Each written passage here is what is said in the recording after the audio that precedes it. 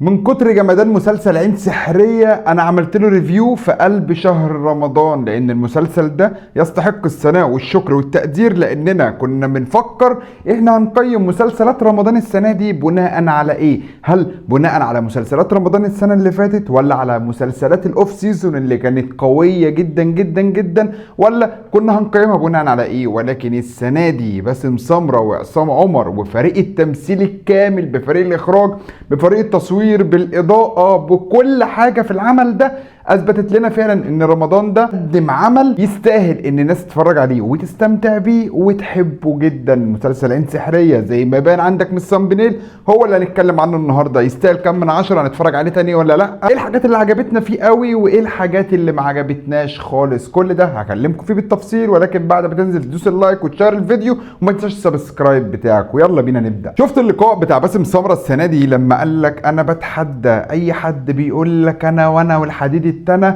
ينافسني السنه دي، يوريني ابداع ويوريني شغل تمثيل السنه دي. الراجل ده حرفيا اثبت انه يقدر يبدع في اي عمل هو هيقوم بيه او هيشارك فيه، لاني ليه اداء، ليه مشاهد. تخيل احنا دخلنا على النص التاني من رمضان والمسلسل خلص، الناس مش مفتقدين العمل ككل، ولكن مفتقدين عادل، ولكن مفتقدين عم زكي، وانا عشان بحب الاكل قوي فمفتقد مصمت الشعب. ده بالنسبه لي اكتر عمل في 2026 انا كنت بتفرج عليه باستمرار، مستني الحلقه تنزل اول واحد بشغلها، وفي نفس الوقت ما بمسكش الموبايل وانا بتفرج عليها، بهتم بالتفاصيل، لان المسلسل حرفيا موسيقى تصويريه جبارة، تتر عالمي، مشاهد إخراجية وإبداع حرفيا في الإخراج، مدرسة. كل ده هكلمك عنه، ولكن خلينا نتكلم الأول عن عصام عمر. عصام عمر اللي بيجسد شخصية المواطن المصري. عصام عمر هو خليفة عادل إمام الجديد، بس بتقنية جديدة، بأداء تمثيلي جديد.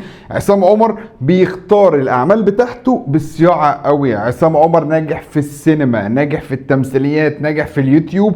مفيش حاجة هتشوفها له مش هتلاقيه بيمثل، لا هو مش بيعمل دور، لا هو بيمثل، رايح يشتغل. فده اللي بيخلي المسلسل في حتة مختلفة شوية من المتعة، وبيخليني متأثر مع الشخصية، متأثر مع دوره. يعني مثلا كام مشهد احنا شفناه عادل ده بيكافح مع عمه، بيكافح مع اخوه، ابوه ميت، ليه سمعة وحشة، شاب مضغوط، عنده صاحبه اللاسع المجنون اللي هو بيلا.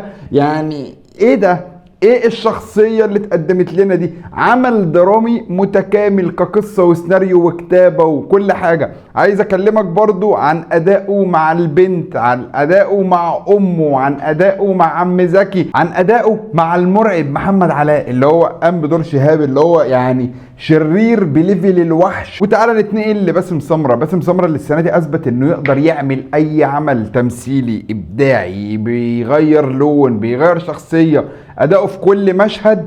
الراجل ده بيتعب، الراجل ده بيشتغل، الراجل ده مش راح يعمل سبوبه، الراجل ده بيحب التمثيل. في فرق بين ممثل عادي وفي فرق شفت حب ما تعمل حتى تعمل ما تحب. هو ده اللي باسم سمرة بيعمله حرفيا، واثبت لنا الكلام ده في المسلسل ده. ولو شفت السنه اللي فاتت في مسلسل العتاوله، تخيل نفس الشخص ده، هو نفس الشخص ده.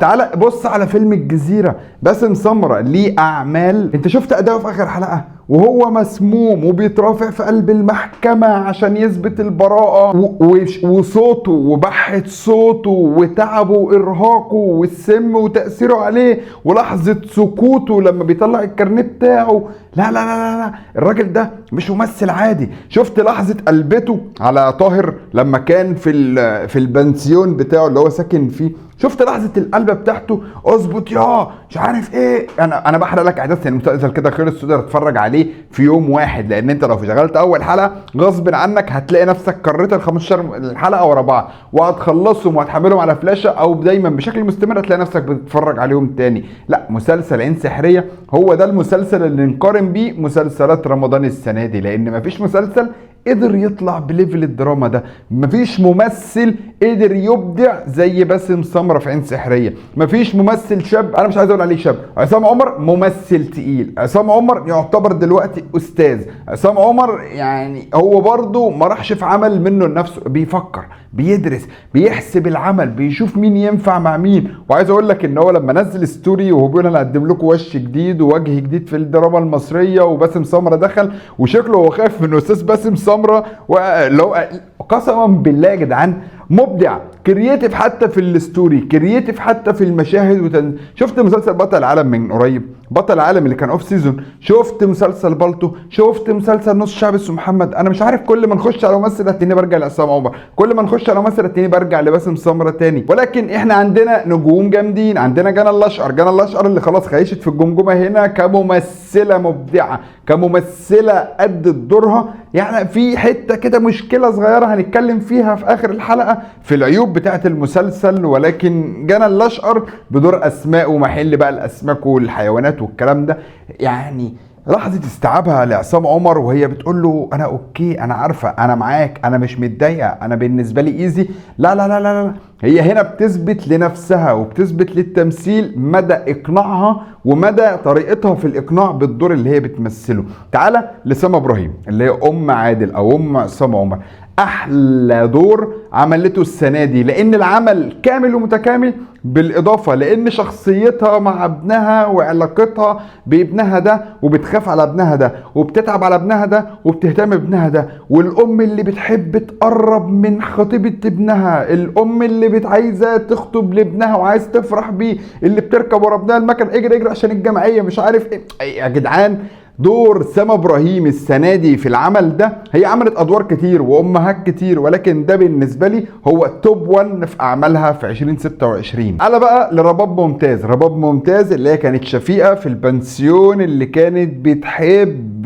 عم زكي. احنا بقالنا سنين كنا تقريبا شبه نسيناها، مفيش دور اتعمل ملفت ليها، ولكن لا، دورها برغم بساطته في قمه العمل اظهر هي ممثله تقدر تعمل دور الفقيره، دور صعب قوي اي ممثله تليق عليها الحته دي، ولكن هي دورها كان مقنع، دورها كان مؤثر، دورها انا حبيت طريقتها في الكلام، الميك اب وشكلها وملامح وشها كانت لايقه قوي على الدور. هنا نيجي لمحمود فارس اللي هو طاهر، اللي هو سمه في اخر حلقه، اللي هو كان بيحب شفيقه، اللي هو كان مسجون مع عم زكي. بص الاحداث مربوطه ازاي، ده يدل على ساعه الكتابه، ده لما نخش على الكتابه هبدع لكم، هنبقى اصبروا بس. اما بقى دور محمد علاء شهاب، انا مؤخرا ما بحبش او ما بملش ان انا اتفرج عليك قوي، ولكن لا، انت اقنعتني، انت شرير قوي، انت جامد جدا في الدور، يعني انت عامل كاريزما وبيرسونا في الحلقه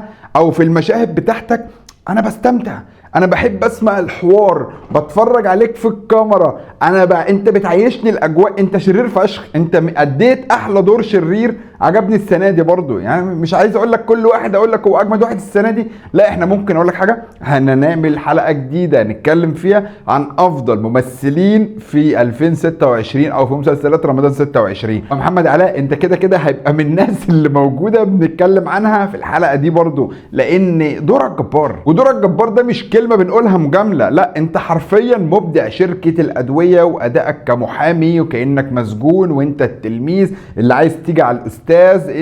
لا لا لا، انت بجد، انا كنت بقول لك ايه، انت اتكرهت، مش اتكرهت كتمثيل، اتكرهت كشخصيه، فانت كده نجحت. وعندك ولاء الشريف اللي هي دور مريم اللي كانت شغاله معاه في المكتب، دي دورها مبدع، فكره ان هي هربانه من اهلها، وفكره ان هي ماسكه من ايد اللي بتوجعه، وفكره ان هي برضه بتعاونت مع عادل او عصام عمر قدر يقنعها ان هي تعاون معاه، ده في حد ذاته انت برضه شخصيه في الحلقات، لا، كان ليكي دور حرفيا، ما كنتيش مثلا ضيفة شرف كده على الله، لا، كان ليكي دور ودور مؤثر كمان. واما عن دور الشباب فعندك عمر شريف اللي هو حسن اخو عادل او اخو عصام عمر، اللي كان طالع بشخصية هو عنده مرض السرقة او عنده مرض نفسي يعني بيخليه يسرق، فعايز اقول لك ان هو سرقنا واحنا بنتفرج، سرق المشاهد، سرق الدكتوره اللي بتعالجه او الدكتور اللي بيعالجه لما راح يعالجه بالسرقه، سرق محل الكاميرات، سرق محل موبايلات، سرق محل ذهب،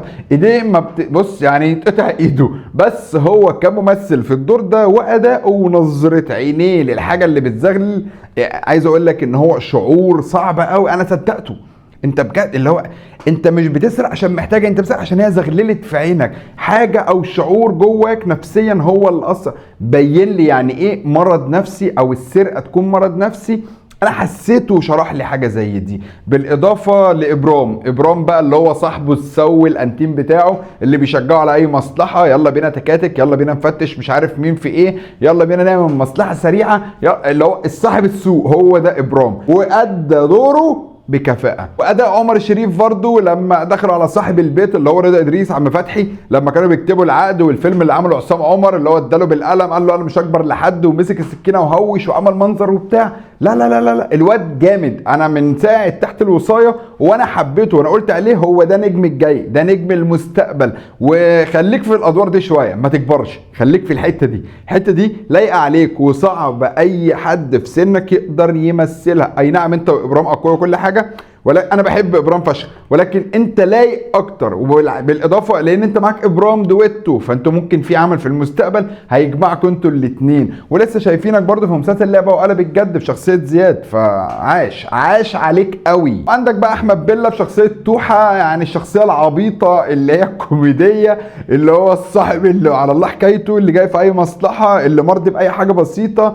يعني مش شايف برضو ان هو في صاحب بالحته دي واقعي قوي كده، مش عجباني. ولكن انت دورك حلو. ولكن من العيوب، وللاسف ان انا بقول لك انت من العيوب، الحته بتاعت انا مسحول مع المسلسل، الموسيقى التصويريه مع المشهد الدرامي مع الاكشن والحزن والنكد، بليك ترمي افيه. يعني انا كنت متقبل افيهاتك في بعض الافيهات في بعض المشاهد غير موفقه نهائي. حلوه قوي لو هعملها لوحدها، حلوه قوي لو بره المشهد، حلوه قوي منك، ولكن بره الزوم بتاع المشهد وانا مركز ومديله فوكس وسايب الموبايل بتاعي وما بقلبش وما بشوفش ومش بتكلم مع حد ومدي اهتمام للحلقه، بتشتتني ليه؟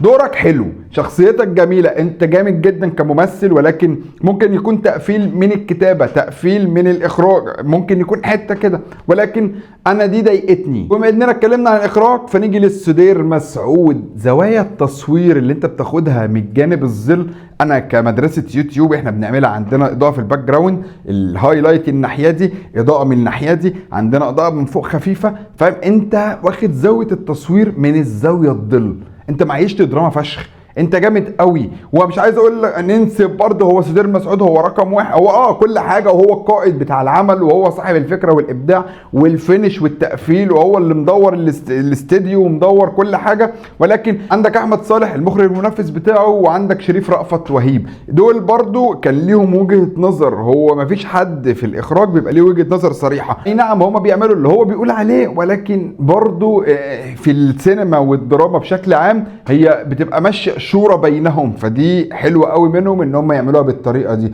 وبعد الحوارات بقى اللي حصلت ان هو ليجاسي كان متعاقد الاول مع الانتاج، وبعدين جه ويجز مكانه، مع عندك خالد الكمار الموسيقى التصويريه، ففي شويه جمدان حصل كتير. عيوب المسلسل هنا انا هتغاضى عنها، يعني هو مشاهد بس الفصلان بتاع التوحه، الافيهات اللي كان بيرميها في وسط المشهد الدرامي الضخم دي اللي انا مضايقاني قوي. ولكن كفكره مجمل عمل لا، انا دي اكتر حاجه مضايقاني. تعال بقى لاخر حلقه، اخر حلقه اللي يتبني عليها معنى كلمه دراما مصريه في المستقبل. انت الحلقه بتخلص مش فاهم هل هيبقى في جزء تاني، هل هم كده هيفقدوا الامل، هل بعد الملف ما اتسرق والراجل اغمى عليه يا عم زكي هل هيموت والتاني خد بعضه ويجري عشان يلحق الملف، ولا لما صدمنا وراح فتح اللايف؟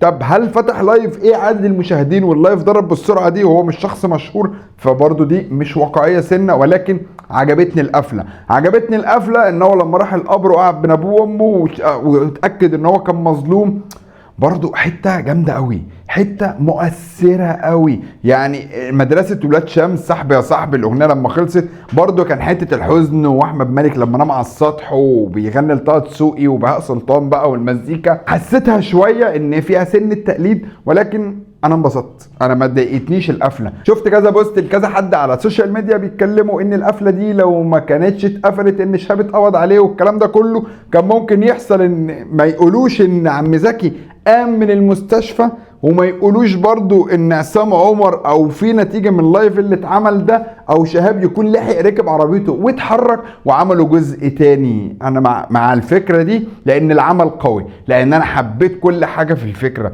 ولكن هو مفيش جزء تاني، ولكن القفلة جامدة جدا. في قفلات بتاعت مسلسلات متعرف عليها بتقفل بقى بفرحة وهنا وسعادة وسرور والكلام ده كله، وبتنجح في مسلسلات كتير. لعبة وقلبت جد من احلى المسلسلات اللي قفلت القفله دي وانا انبسطت منها. فلما تيجي تتعمل في مسلسل درامي بالقوه دي وتتعكس الايه يبقى حزن ونكد وبس، كل الحق رجع لاصحابه والبنت عملت عمليه واكتشفت ورضيت بابوها واتاكدت من براءته انا مبسوط، انا انبسطت من العمل ده. ما تنساش تعمل لايك والسبسكرايب واستنانا في الحلقه الجديده من خيمه الدولي، وهنعمل مراجعات النص الثاني واللي خلص والنص اللي بدا. دي الخيمه الثالثه من خيم الدولي السنه دي. ما تنساش تعمل لايك والسبسكرايب والسلام.